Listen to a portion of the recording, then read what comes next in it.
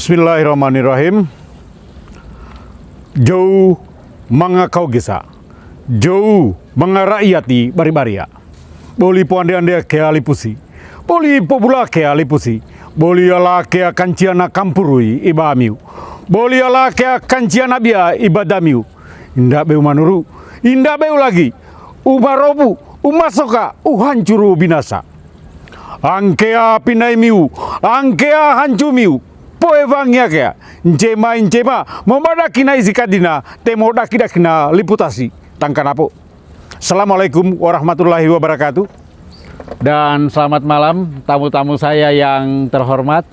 Ada Ibu Lurah Kadolomoko yang malam ini sengaja kami hadir di tempat beliau ini sebenarnya, di mana kita berada di atas laut Kadolo ini.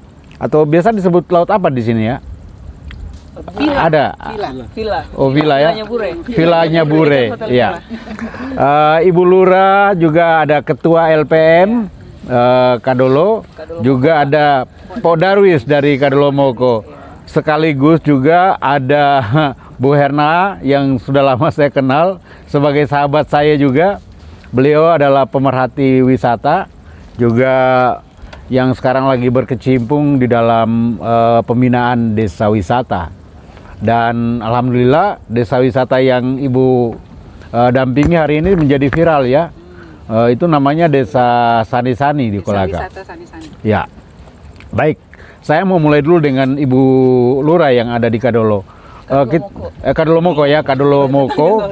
Ya, Kadolomoko ini ada juga Kadolo. Jadi ada Kelurahan Kadolo, ada Kelurahan Kadolomoko. Ya, Kadolo itu di gunung dia. Nah, Kadolomoko ini berada di tepian laut, dan ini sebenarnya menjadi potensi yang luar biasa kalau menurut Ibu Lurah. Ya, jadi saya hanya ingin minta pendapat Ibu tentang SK yang pernah dilahirkan oleh wali kota, yaitu masalah Limbo. Limbo itu kan sebuah desa atau sebuah kampung, yang mana Limbo ini sebenarnya digagas untuk kemudian bagaimana interaksi pemerintah dan masyarakatnya itu bisa membangun daerah itu menjadi daerah yang kemudian bisa mandiri. Ya, Ibu Lurah sudah ada nggak yang direncanakan di dalam persiapan menjadi Limbo yang akan menjadi sebuah daerah yang mandiri ke depan? Ya, silakan Bu Lurah. Dipakai ininya Bu. Oh, iya. Ya, dipegang aja. Terima kasih banyak Abah. Terus terang juga memang ketika jujur ketika saya menjadi lurah di sini kan bulan 6 2020, tepatnya tanggal 18 Juni waktu itu. Ya.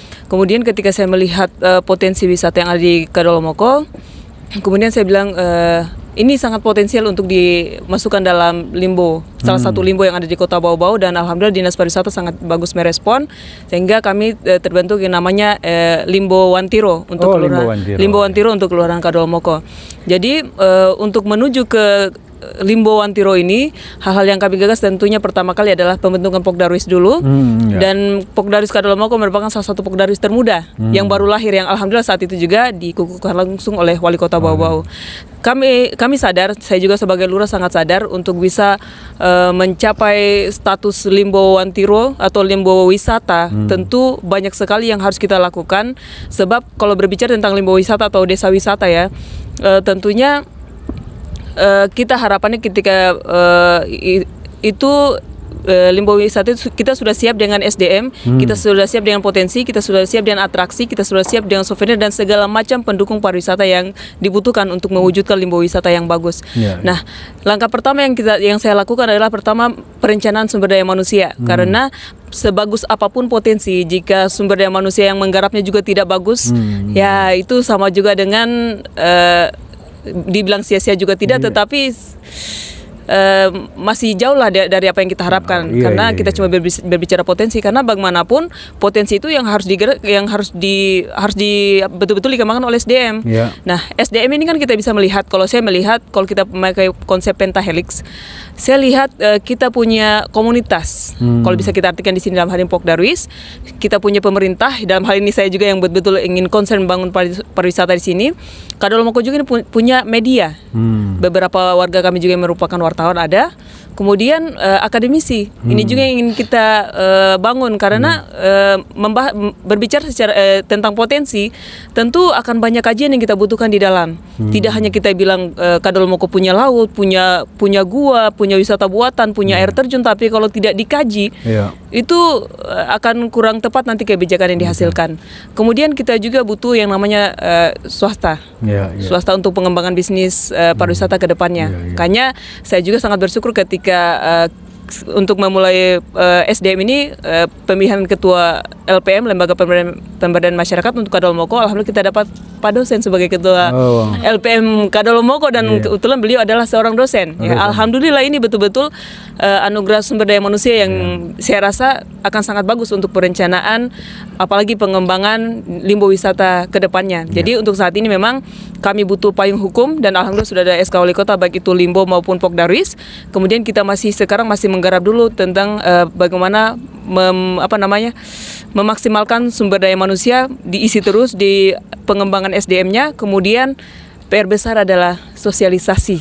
Dan menyadarkan masyarakat kita hidup di dalam potensi yang sangat bagus, yang selama ini kalau bisa dibilang mungkin raksasa tidur, mungkin bisa dikatakan juga seperti itu.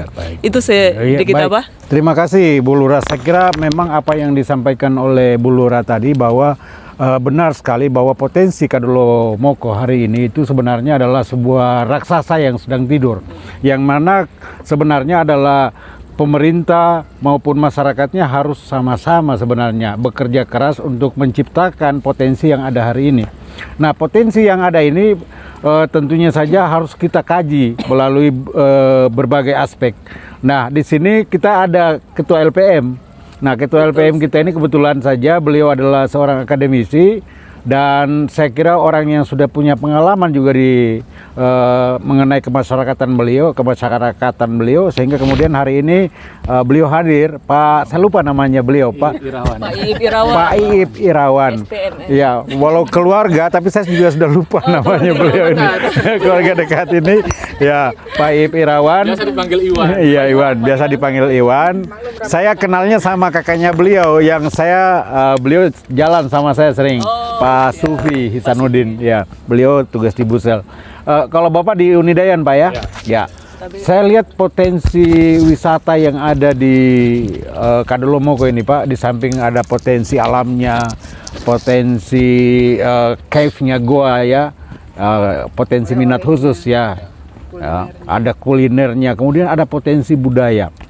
Nah, potensi budaya ini tidak bisa kita nafikan karena di sini ada Masjid Kalimbo-Limbo, ya, kemudian ada tokoh budaya, Yarona agama dan Lakina agama yang bermukim di Kadollomoko ini, sehingga kemudian ini bisa menjadi rujukan barangkali buat masyarakat ke depan bahwa masih ada tokoh budaya kita yang sangat mumpuni dalam budaya.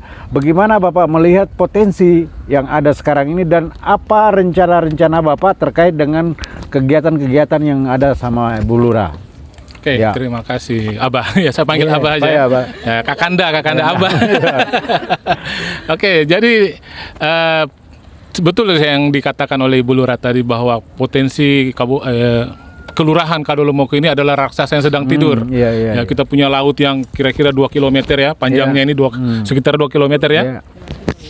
Yang punya ya kurang lebih ya 2 km. Kemudian ada gua Lanto. Lanto ada. Hanya memang itu seperti dikatakan juga tadi bahwa yang pertama itu harus kita merubah mindset ya. Sebenarnya kita tidak menyadari bahwa ini bisa menjadi potensi kita, bisa menjadi aset kita, bisa menjadi penopang kehidupan kita. Sumber ekonomi. Sumber ekonomi ya.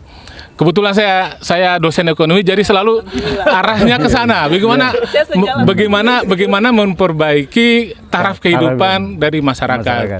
Yang selama ini ya kalau bisa kita katakan masyarakat Kadolomoko ini adalah nelayan yang lautnya sekarang sudah miskin, bisa saya katakan seperti itu. Iya. Nah, selain sudah sempit, kalau kita mau mencari ikan di sini sudah tidak ada yang menetap.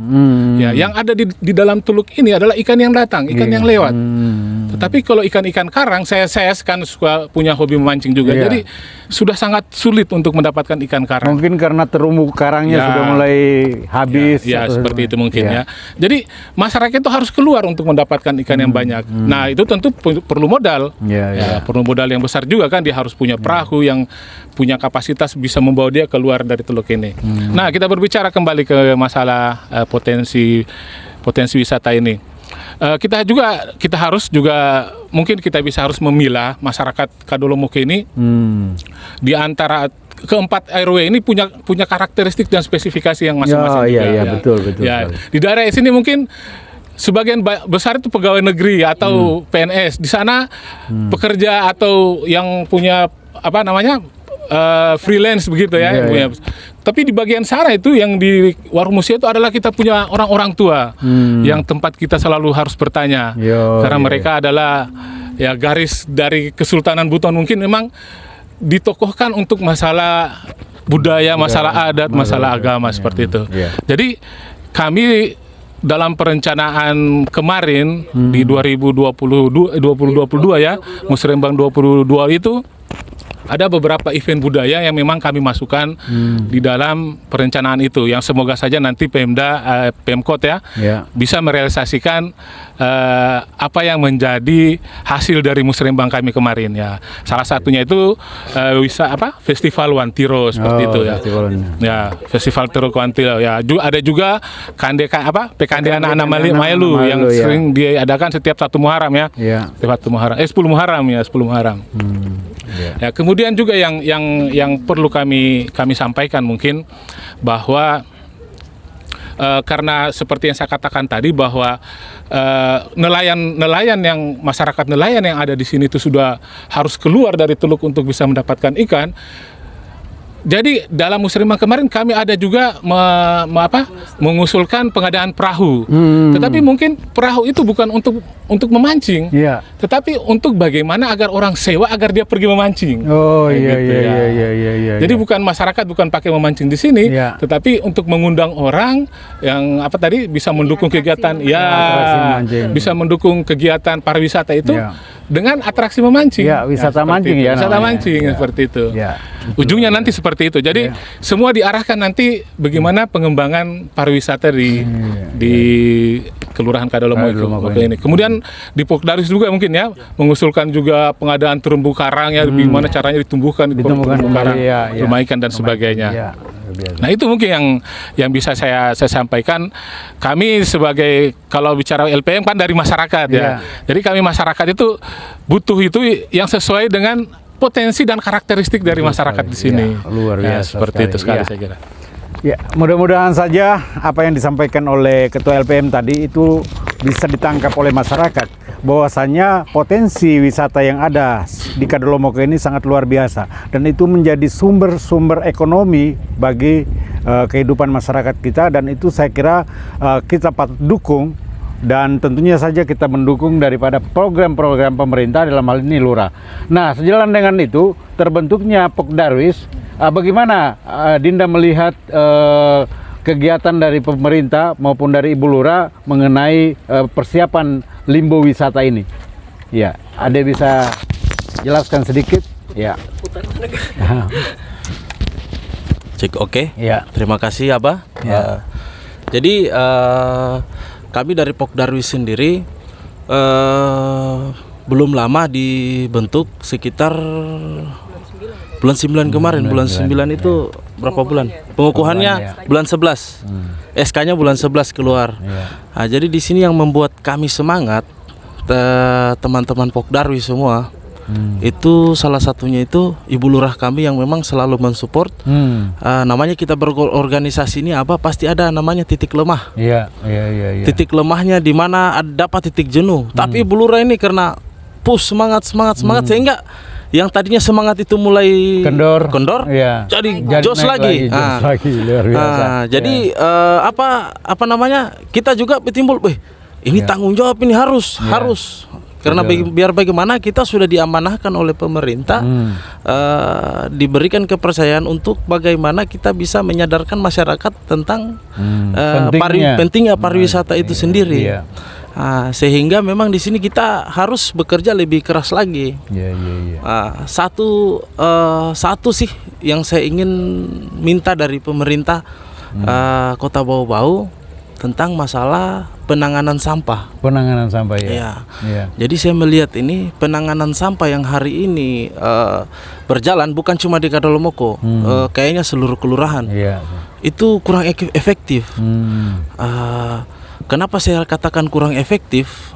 Bukan berarti dinas kebersihannya tidak bekerja atau lain sebagainya. Sudah maksimal. Hanya kan lagi-lagi kalau kita berbicara masalah kebersihan, kita berbicara masalah kesadaran lagi. Jadi kesadaran masing-masingnya. Contoh kayak puntung rokok, buang di laut, itu memang saya mulai terapkan.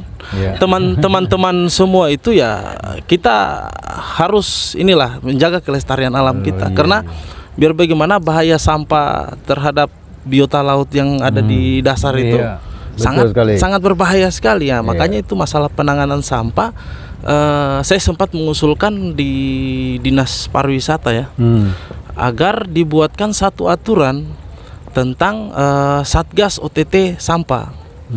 Jadi di situ Satgas OTT sampah ya. Satgas OTT. Artinya bukan operasi cuma tangkap tangan ini bagi pembuang sampah yang sembarangan bukan cuma KPK ini yang tangkap tangan ini. Orang buang sampah juga sekarang harus tangkap tangan. Luar biasa. Karena ini idenya luar biasa. Selain mengganggu keindahan. Betul. Artinya saya butuh supaya sebenarnya begini, kalau kita kembali ke jalan raya, saya yakin 80% lah masyarakat itu memakai helm di jalan raya karena takut aturannya, takut polantasnya. Bukan karena kesadaran dari diri mereka sendiri. Saya yakin ini menurut saya toh. Makanya juga orang membuang sampah kayak di bantaran sungai atau dimanapun, bisa di laut juga seperti itu. Jadi memang Satgas itu fungsinya dia menjaga masyarakat agar dia bisa langsung menegur, jangan buang sampah. Karena tugas saya ini menjaga ini begitu. Saya kira bagus sekali itu idenya. Malah justru saya mau tambahkan bahwa harus kemudian ada reward bagi pelapor, bagi yang melaporkan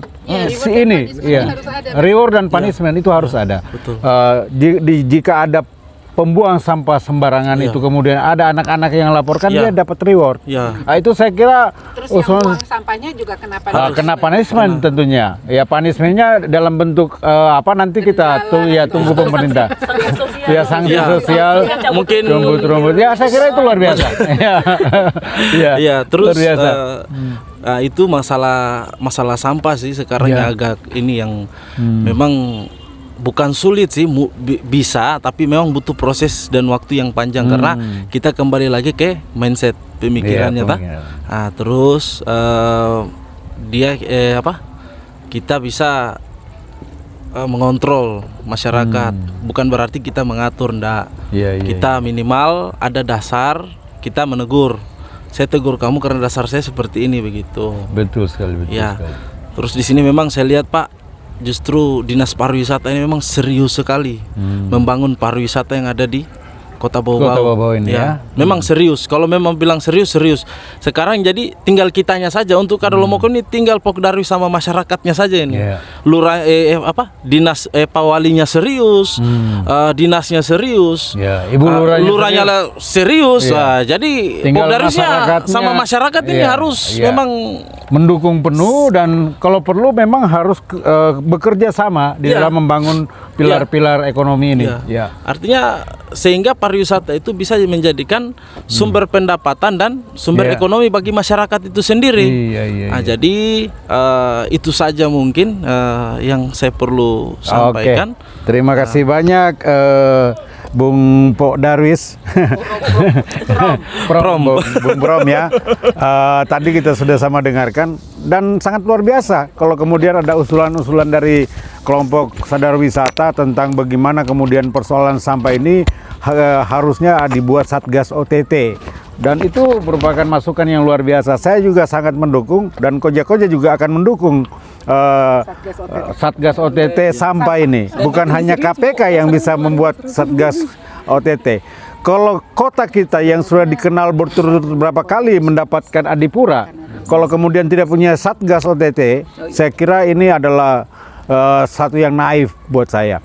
Ya, oleh karenanya saya masih senang dengan Koja-Koja kita malam ini. Saya ingin minta tambah dari seorang pemerhati wisata kita, Bu Herna Setia Negara, yang sampai saat ini masih NKRI ya Bu ya? Masih setia terhadap negara. Dan beliau ini sekarang ini bagaimana dengan persoalan pendampingan sebenarnya? Kan di provinsi Menteri Desa itu sudah menurunkan beberapa ribu pendamping desa maupun pendamping limbo itu, yang kemudian itu kayaknya tidak punya marwah di dalam pariwisata. Mereka hanya kemudian bertugas hanya persoalan administrasi saja. Ya, terutama masalah pelaporan keuangan desa. Itu saja yang ini, tapi masalah program-program desa itu tidak bisa berkembang. Iya.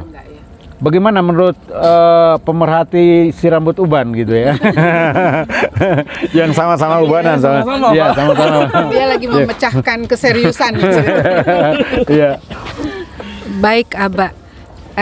Kalau mengenai pendampingan, jadi begini. Desa wisata atau limbo wisata, nggak tahu di limbo ada pendampingannya juga nggak? Tidak ada mereka kalau limbo nggak ada.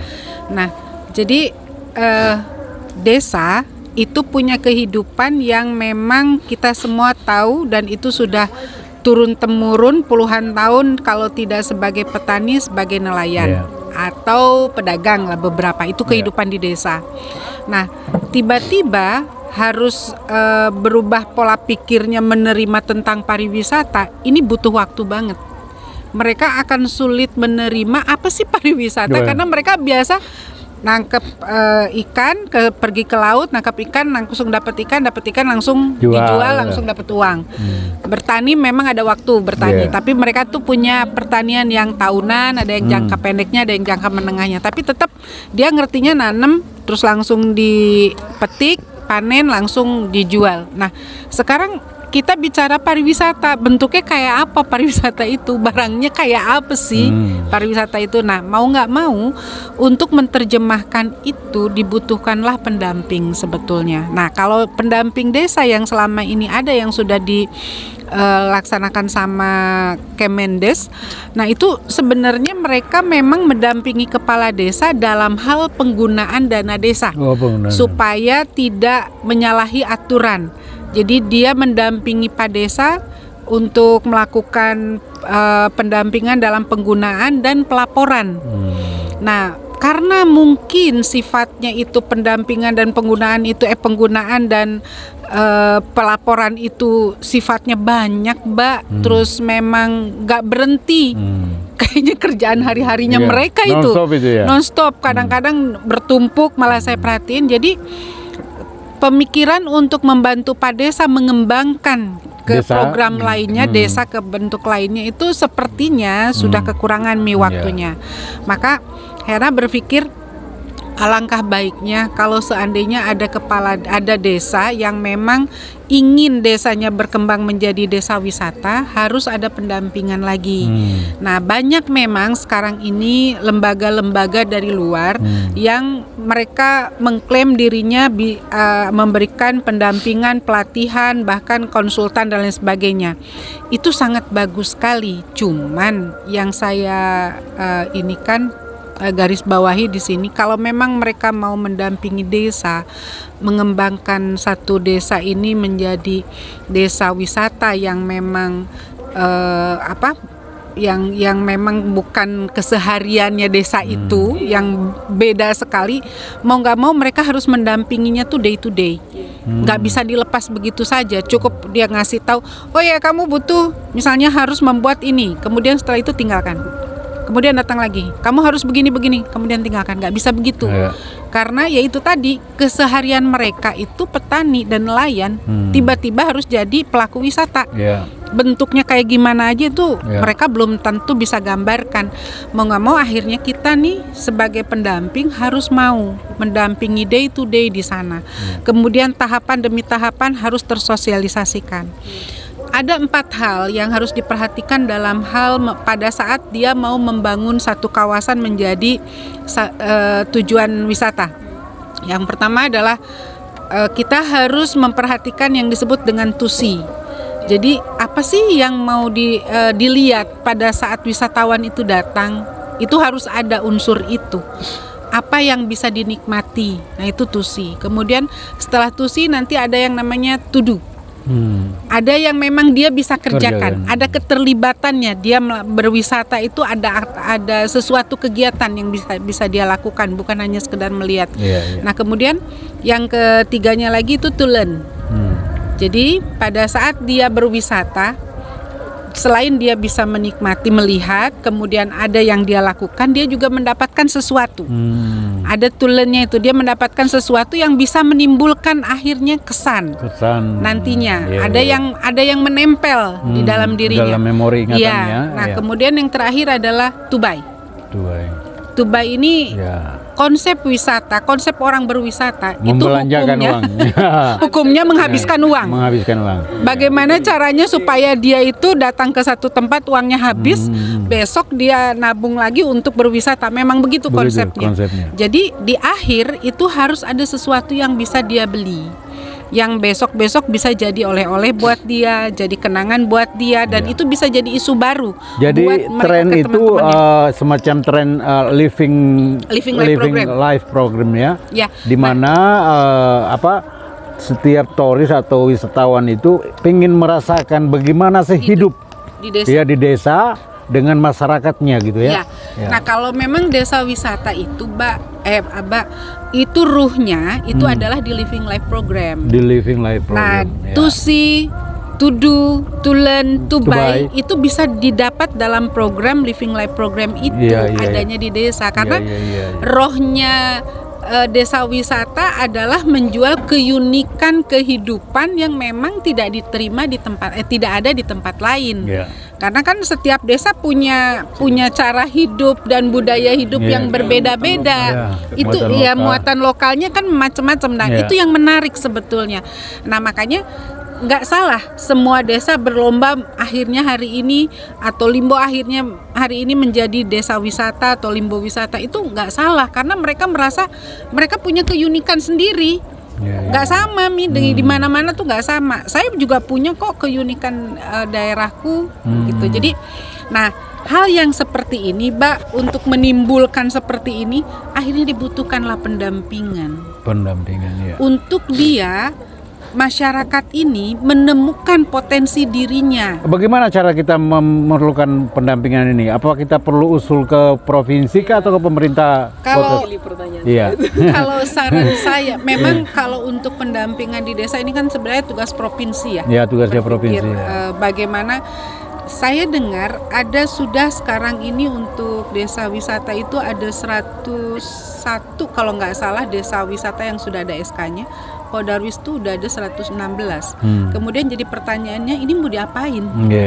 Setelah ada SK ini mau diapain gitu loh. Actionnya gimana?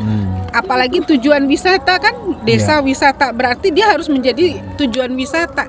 Nah ini kalau dibiarkan begitu saja, mereka cuma sekedar surat kemudian mereka membangun. Nah trennya itu akhirnya desa kalau nggak ada pendampingan itu akhirnya dia ngikut-ngikut. Iya lihat tetangga sebelah. Dan itu kenyataan yang ada sekarang, bukan hanya desa sebenarnya. Ya kota, kabupaten juga sudah semua rata semua. Semua sudah ada tulisan Hollywood di setiap wisata mereka. Ini yang kemudian menjadi latah di daerah kita. Nah, makanya kenapa akhirnya dibutuhkan pendampingan tuh di situ, Iya. Mbak. Salah satunya adalah untuk menggali potensi yang memang berbeda. Iya. Yang dia harus bisa temukan. Nah, saya sendiri di Kadolomoko, saya baru pertama waktu itu ketemu, ngobrol pertama, saya kaget karena ternyata dia sudah punya identifikasi dirinya, itu udah bagus duluan. Iya. Jadi sebenarnya kalau untuk Kadolomoko sendiri nggak susah loh, karena apa? Dia belum dia sudah mengerti dirinya. Dia sudah tahu dirinya nih apa, ngapain, siapa, dan dia sudah ngerti juga bisa to see, to do, to learn, to buy, itu dia sudah bisa terjemahkan juga sebetulnya. Hanya yang dibutuhkan adalah bagaimana ini muatan-muatan yang ada ini benar-benar dikemas. Dia cuma tinggal butuh kemasannya saja. Setelah jadi kemasannya, kemudian masyarakatnya benar-benar terlibat di dalamnya, jadilah sesuatu. Cuman tinggal itu. Luar biasa. Karena luar sudah tahu dirinya. tahu Yang dirinya. penting itu tahu diri dulu. Iya. Ya. Setelah tahu diri, dia tahu akan apa yang dia perbuat. Baik. Dan setelah apa yang akan dia perbuat, nah kalau masih bingung, nah disitulah pendampingannya. Mesti diapain. Bu Lurah, mungkin sekarang sudah ada identifikasi sebenarnya potensi apa sih yang sudah ada sekarang ini yang mulai dikerjakan. Misalnya saja di kuliner, apakah ada kemudian masyarakat yang sudah diberikan edukasi tentang penyiapannya? Karena ya patut diingat bahwa sekarang ini pemerintah dalam hal ini Menkepraf itu mengeluarkan program yang namanya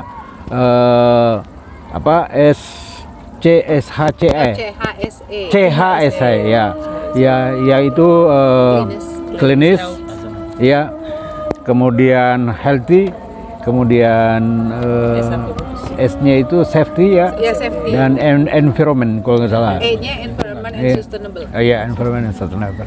Saya kira sebelum kita lanjut, kita break karena azan maghrib. Saya mau lihat dulu azan isya ya. Saya mau lihat dulu keindahan laut yang ada di sini. Karena ini sampai ke dasar ya, ternyata ya. Ada bulan penuh loh. Ada bulan penuh. Ada bulan penuh lagi. Coba diarahkan ke sana, Bung Sabah, sambil kita rehat azan isya. Ya. Kita di atas laut. Ya. Dan malam ini kita mendapatkan bulan penuh di saat 15 malam Ramadan ya. Alhamdulillah bulan pun menandakan bahwa ini adalah bulan ke-15 ya. 15 malam bulan maksudnya ya. 15 malam. Bukan bulan ke-15, 15 malam bulan. Ya. Oke, kita mulai lagi. Jangan sampai saya lupa pertanyaan. Baik, saya lanjutkan pertanyaannya. Mungkin koja-koja kita setelah azan isya tadi. Namun ini waktu kita semakin sempit. Tapi saya ingin ada beberapa item yang sudah dikerjakan oleh Bu Lurah tentang persiapan limbo wisata ini, yang mana sebenarnya banyak sekali potensi wisata yang ada. Ya misalnya saja kuliner ada di dalam, budaya, kemudian cave-nya, goanya yang ternyata goa ini yang saya dapat informasi bahwa baru ditemukan lagi beberapa goa yang ada di Kadolomoko ini. Saya kira Ibu langsung yang bisa ceritakan. Oh ya, terima kasih banyak Iya. Pak ya. Pertama berangkat dari pertanyaan yang pertama, apa yang sudah dilakukan? Iya. Terus terang saya ketika saya melihat Kadolomoko kan pertama itu saya identifikasi awalnya cuma 3. Kami punya sanggar, kami punya kuliner, dan kami punya souvenir. Iya. Itu sanggar, di sini ada sanggar 1, sanggar Wiloka, dan ada beberapa talent di situ. Iya, dan Aco yang Lida ya. Oh, Lida. Ah, itu warga Kadolomoko itu. Iya, itu talent-talent Yang sudah sampai di Indosiar itu kan Iya. warga kami juga. Iya. Dan ada juga beberapa yang ikut audisi online untuk lagu Adibal sudah sampai 2 besar ya grand finalnya itu. Tapi secara online. Iya. Itu warga kami juga. Jadi sebenarnya kalau secara talent di sini luar biasa banyak. Iya. Nah, itu satu. Terus yang kedua untuk masalah kuliner. Kuliner yang saya telusuri di sini kan waktu awal itu barusan 3. Satu Bolu Barwasa yang betul-betul memang dimasaknya itu dan cita rasanya itu zaman dulu banget karena Iya, memang iya. masih keluarganya Pak Kariu. Iya, masih pakai tungku kayu ya. Pokoknya masih, Iya. bukan rasanya itu bisa dijamin Iya, lah, rasa iya. zaman dulu lah. Luar biasa. Pas dimakan langsung kita kembali di zaman Sultanan kayaknya. Baru asa. Ya, Baru asa. Rasa sultan. Rasa Sultan. Kemudian kami juga punya kalo-kalo. Ya. Punya kalo-kalo dan punya jipang. Ini kan sebenarnya 3 khas dan perantau-perantau, orang Buton kan perantau. Iya. Nah, ini sudah dikirim sampai ke Jayapura, sampai ke Kalimantan. Beberapa daerah lain ya, dan memang kalau daya tahannya cukup berbulan-bulan itu bisa tahan. Iya, iya. Mereka sudah uji coba. Cuma kekurangannya kalau saya lihat packaging. Oh, packaging. Packagingnya, Kemasannya ya. iya, itu masih menjadi PR memang. Packagingnya belum Dan menarik. itu sangat mahal sebenarnya kalau kita bicara packaging. Bisa Iya. sebenarnya kalau misalnya kita masuk lewat dinas Perindak sama Perindak. dinas koperasi. Alhamdulillah tahun lalu itu memang ketika ada beberapa bantuan saya sempat usulkan, mereka mungkin kayak dapat etalase, dapat kuali, Iya, ya, itu masih iya. ringan-ringan. Tetapi Luar harapan biasa. saya tidak hanya packaging, karena mimpi saya memang Bolu Barosa Kadolomoko itu dia tembus pasarnya bukan cuma pasar-pasar Iya. tradisional, pasar-pasar kayak Lipo bisa masuk. Tapi kan kalau untuk bisa tembus di situ harus ada lagi PIRT sampai BPOM dan lain-lain. Jadi memang kalau untuk PR masih lumayan banyak, tapi saya bilang tidak mustahil karena kita hidup dengan budaya yang kuliner itu selalu kita butuhkan apalagi di bulan-bulan tertentu kan, itu untuk masalah kuliner. Kemudian untuk kuliner di Wantiro paling yang saya sampaikan, karena kan mereka yang jual itu paling gorengan, pisang goreng, sukun goreng seperti itu. Tapi yang saya harapkan nanti ke depan ketika itu sudah bagus dikemas, nanti mereka jualan itu kalau bisa pakai sarung buton. Sarung buton. Sebagai ciri khas. Kalau memang gerobak-gerobaknya belum bisa kita tata, belum bisa kita. Tapi saya sudah sempat berbincang sama dinas koperasi, semoga bisa diaminkan. Kalau memang belum bisa dibuat seragam, setidaknya mereka dulu yang seragam. Ya. Tapi memang harapan saya mungkin tidak bisa juga kita tuntut mereka begitu setiap hari. Kalau kita belum tata ulang itu konsepnya di sana biar rame. Jadi mereka memang tergerak. Tapi dalam beberapa pertemuan saya dengan beberapa penjual di sana, atau memang ketika mereka ada keperluan di kelurahan saya kumpul, saya sampaikan orang cari makan itu biasanya kan kayak gorengan kan bukan untuk kenyang, tapi untuk dapat suasana yang nyaman. Tapi saya sampaikan pesan, kalian kalau ada penjual tolong banyak senyum.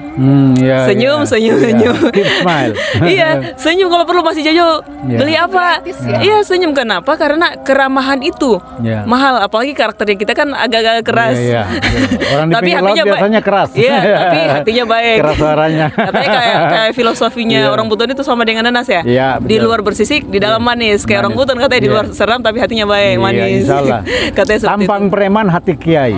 Amin. Nah, kemudian yang saya lakukan ya paling memasukkan beberapa potensi ini dalam program Musrembang untuk bagaimana ini bisa dikemas dan digarap di tahun ke depan. Tapi saya sadari juga kalau menunggu tahun depan kayak agak lama. Makanya saya juga butuh mensosialisasikan potensi Kadolomoko ini. Siapa tahu bukan cuma melalui dana kelurahan, mungkin bisa dana dinas, dana provinsi.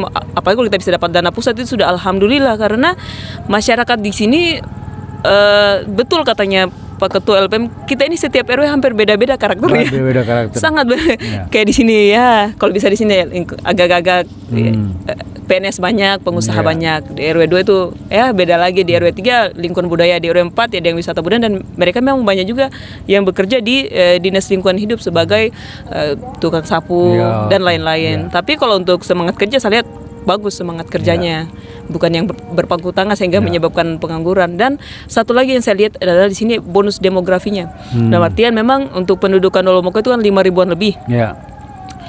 Jumlah laki-laki dan perempuan itu hampir seimbang 50-50. Dan saya lihat kalau demografi anak muda usia produktif ya di bawah 50 tahun itu masih besar untuk Kadolomoko.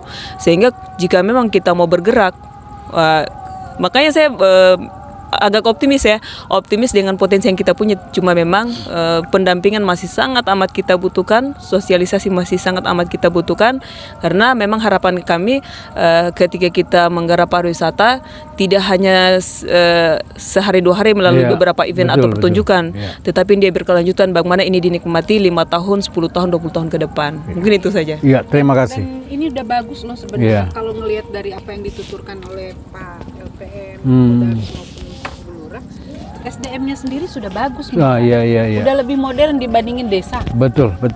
Pola Saya kira pikirnya udah jauh lebih bagus. Saya kira luar biasa sekali apa yang Ibu Lurah tadi sebutkan. Saya garis bawahi mengenai kuliner tadi. Memang kalau kita bicara kuliner, bau-bau ini belum punya ciri khas tentang kuliner. Apa yang mesti kita sajikan. Oleh karenanya mungkin melalui acara koja-koja hari ini, Ibu Lurah tadi sudah sampaikan bahwa ada baruasa, ada kalo-kalo, ada bolu. Sebenarnya ini khas Buton yang memang daya tahan cukup lama.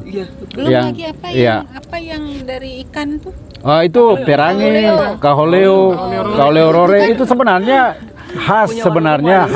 khas daerah kita. Yang diharapkan kemudian kadolo lah yang kemudian bisa menjadi kadolo moko lah yang menjadi pencetus rumah hole-hole itu. Ya. Rumah kuliner khas Wolio itu, khas Buton itu bisa ditampilkan di Limbo Wisata ini yang kemudian itu mudah-mudahan bisa dijawab oleh Perindak dan itu saya kira kita punya banyak tempat-tempat yang bisa dijadikan lokasi tentang outletnya hole-hole ini tadi. Saya kira mudah-mudahan ini bisa terjawab dan saya juga minta barangkali karena waktu kita sudah sempit, saya hanya ingin minta closing statement dari Ketua LPM. Ya. Oke, terima kasih Abah kedua kalinya. Jadi yang jadi closing closing statement saya ya yang dijual oleh jualah masyarakat Kelurahan Kadolomoko ini dengan kepolosannya ya. Dengan kepribadiannya. Ya, jangan sampai kita nanti dilihat latah ya. Kita menyontek orang sehingga ciri khas kita, kelebihan kita, potensi kita itu sepertinya bias karena dipengaruhi oleh atau kita menyontek ke orang lain. Saya kira itu menurut saya. Saya kira luar biasa sekali. Ya, terima kasih sekali. Memang kalau kita melihat bahwa potensi yang ada di Kadolomoko ini sangat luar biasa, sehingga kemudian dibutuhkan kerjasama dari semua stakeholder maupun masyarakat Kadolomoko itu sendiri. Dan mudah-mudahan saja melalui koja-koja kita malam ini, masyarakat Kadolomoko yang tadinya mungkin tidak aware dengan Bu Lurah dan Darwisnya terutama tentang membangun program-program wisata ini yang kemudian sebenarnya program wisata ini kemudian bisa mengembangkan nilai ekonomis daripada rakyat itu sendiri. Saya kira harapan kita semua. Iya, silakan. Ibu pasti saya kasih closing statement. No. Ya, silakan. Soalnya yang tadi yang Ibu Lurah sampaikan bahwa kan kalau ngebangun sendirian mungkin agak kesulitan. Dia berharap dari Pemkot, kemudian berharap dari provinsi maupun pusat. Sebenarnya bukan hanya struktur pemerintahan saja yang bisa memberi dan berbagi itu. Karena CSR pun itu bisa. Perusahaan besar pun bisa. Ada kontribusinya. Salah satu contohnya misalnya CSR-nya Bank Sultra. Bank Sultra di desa kita saja itu bantunya speedboat, banana boat itu satu set dibantu sama mereka. Dan Bank Sultra itu punya keinginan setiap kali Bu Herna di mana mendampingi satu desa untuk jadi desa wisata, pastikan saya selalu ada masjidnya. Kalau di sini kan sudah banyak nih masjid. Nah, dia selalu ngasih jatah masjid buat saya ya, biar mereka yang membangun begitu. Nah, itu salah satu contoh. Nah, kemudian BCA punya yang namanya Bakti BCA.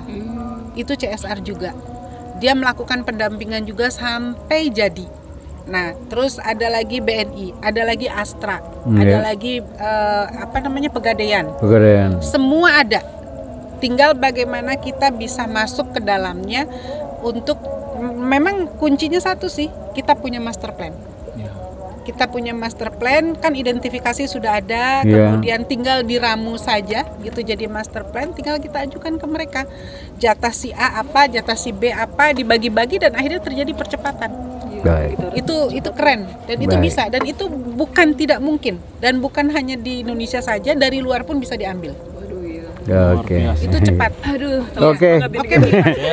Saya nambahinnya cuma itu. Mau closing statement silakan. Kalau ada closing statement Kalau silakan. saya cukup. Cukup Itu saja. ya. Terima Yang kasih penting, banyak. pemerintah perhatikan saja masalah penanganan sampah. Oh, penanganan sampah. Itu saja. Ya, saya kira gerakan itu yang perlu. Itu sudah ada Iya. sebetulnya Iya. sampah basah jadi uang, sampah plastik bisa jadi Iya, uang. iya. Sudah ada itu. Sudah ada itu. Tapi saya kira apa yang disampaikan oleh Polda Arwis tadi, Prom, luar biasa, dan itu mudah-mudahan pemerintah Kota Bau-Bau sudah memperhatikan hal ini. Saya kira demikian koja-koja kita hari ini, dan jangan lupa like and comment. Subbreaker juga kalau perlu. Subbreaker juga kalau perlu. Terima kasih. Wabillahi taufiq wal hidayah. Wassalamualaikum warahmatullahi wabarakatuh. Tangkan napo.